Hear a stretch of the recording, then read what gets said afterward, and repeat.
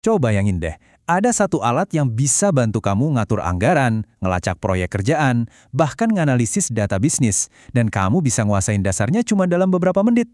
Alat itu namanya spreadsheet, dan hari ini kita bakal bongkar semua rahasianya. Tenang aja, ini bakal jauh lebih gampang dan seru dari yang kamu bayangin.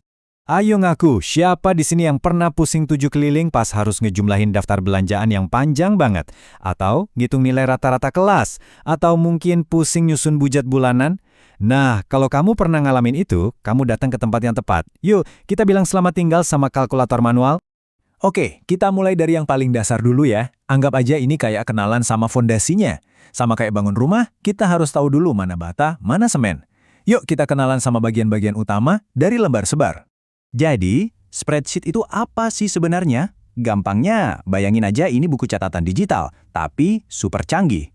Ini adalah aplikasi buat ngatur, ngitung, dan nganalisis data apapun dalam format tabel yang rapi.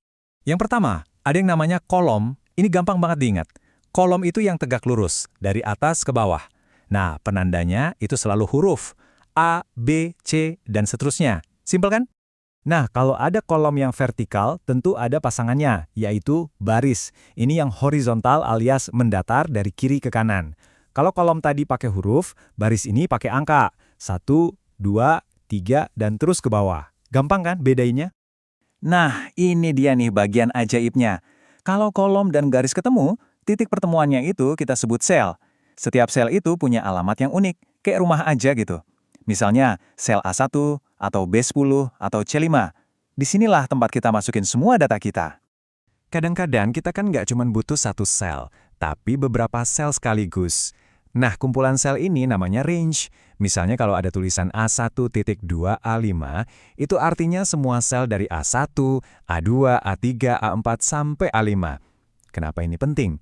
Wah, penting banget, soalnya kita bisa ngejumlahin semua angka itu dalam satu perintah aja. Oke, sekarang dengerin baik-baik. Ini adalah satu aturan paling penting. Kalau dari semua obrolan kita hari ini, kamu cuma boleh ingat satu hal, ingat yang ini. Ini adalah kunci buat ngebuka semua kekuatan spreadsheet. Pokoknya, setiap ada mau bikin rumus, mau ngitung-hitung, apapun itu, wajib hukumnya diawali dengan tanda sama dengan. Tanda sama dengan. Tanda-tanda ini, spreadsheet cuma bakal ngira kamu lagi ngetik teks biasa, bukan perintah.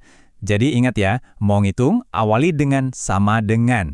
Nah, dengan aturan emas tadi, selamat, spreadsheet kamu sekarang udah berubah jadi kalkulator super. Serius, kamu bisa ngelakuin semua perhitungan matematika dasar langsung di dalam selnya. Operatornya juga yang biasa kita pakai kok. Ada tanda tambah, kurang, bagi, sama pangkat. Cuma satu yang mungkin agak beda. Buat perkalian itu pakainya tanda bintang ya, bintang, bukan X. Penasaran? Coba deh ketik sama dengan 5 ditambah 10 di salah satu sel, terus pencet Enter. Tuh kan, langsung keluar hasilnya. Ajaib! Oke, ngitung manual pakai operator tadi emang udah keren. Tapi, keajaiban yang sebenarnya baru mau dimulai, spreadsheet itu punya rumus pinter atau kita sebutnya fungsi yang udah disiapin buat ngerjain tugas-tugas berat secara otomatis. Yuk, kita kenalan sama 5 fungsi yang paling sering kepake. Ada sum, ini buat ngejumlahin semua angka. Terus average, ya buat nyari nilai rata-rata. Kalau mau cari angka paling gede, pakai max. Dan sebaliknya kalau paling kecil, pakai min. Terakhir ada count, ini buat ngitung ada berapa banyak data angka di area yang kita pilih. Efisien banget kan? Nggak perlu lagi ngitung satu-satu pakai jari. Sekarang kita naik level sedikit ya. Gimana kalau kita mau bikin spreadsheet-nya bisa mikir dan ngambil keputusan sendiri? Keren kan? Nah, disinilah kita bakal pakai yang namanya logika. Selamat datang di dunia fungsi if atau jika. Ini salah satu fungsi paling kuat loh. Intinya gini, kita kasih dia satu syarat. Kalau syaratnya terpenuhi alias benar, dia bakal ngelakuin A. Tapi kalau syaratnya nggak terpenuhi alias salah, dia bakal ngelakuin B. Rumus if ini cuma punya 3 bagian. Gampang banget. Pertama, tes logikanya. Ini pertanyaannya. Kedua, apa yang harus ditampilin kalau jawabannya benar? Dan ketiga, ya apa yang ditampilin kalau jawabannya salah. Cuma itu aja kok. Biar lebih jelas, lihat contoh ini deh. Rumus ini sebenarnya lagi nanya ke spreadsheet, coba lihat sel D2 deh, nilainya lebih besar dari 75 nggak? Kalau jawabannya iya, bener, spreadsheet bakal nampilin tulisan lulus. Tapi kalau jawabannya enggak, salah, dia bakal nampilin remedi. Simple banget tapi ini bener-bener bisa ngubah cara kita kerja loh. Nah, itu tadi dasar-dasarnya. Keren, kamu udah jago sekarang. Eits, tapi sebelum kita selesai, saya mau kasih beberapa jurus rahasia biar kerjaan kamu jadi makin ngebut. Ada 3 fitur andalan yang wajib kamu tahu.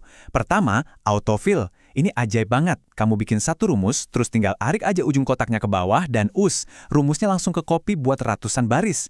Kedua, format cells. Ini buat dandanin data, misalnya ngubah angka jadi format rupiah atau persen, cuma sekali klik. Terakhir, sort and filter. Ini buat ngurutin data dari A ke Z atau nyembunyiin data yang lagi nggak kita butuhin. Kalau udah bisa 3 ini, wah, kamu siap jadi master spreadsheet. Oke, waktunya kuis kecil-kecilan. Siap? Bayangin kamu punya data angka ini, 10, 20, 30, 40, dan 50. Angka-angka ini ada di sel A1 sampai A5. Pertanyaannya, gimana rumus buat ngejumlahin semuanya, dan gimana rumus buat nyari rata-ratanya? Coba dipikirin dulu, jangan ngintip ya. Gimana? Udah dapat jawabannya? Dan jawabannya adalah, untuk menjumlahkan, pakainya equal sum dalam kurung A1 to A5. Dan untuk rata-rata, pakainya equals average dalam kurung A1 to A5. Hayo, benar nggak jawaban kamu? Kalau benar, selamat, kamu resmi lulus dari kelas dasar spreadsheet hari ini. Jadi ingat ya, spreadsheet itu bukan cuma sekedar tabel angka yang ngebosenin. Anggap aja ini kanvas kosong buat nyelesain masalah. Kamu barusan belajar bahasanya. Jadi pertanyaan selanjutnya bukan lagi gimana caranya, tapi masalah nyata apa ya yang mau aku selesain pertama kali pakai ini? Mau ngatur uang jajan? Mau ngerencanain liburan biar hemat? Atau mungkin ngelacak progres nge-gym kamu? Nah, sekarang kekuatannya ada di tangan kamu. Jadi mau mulai dari mana?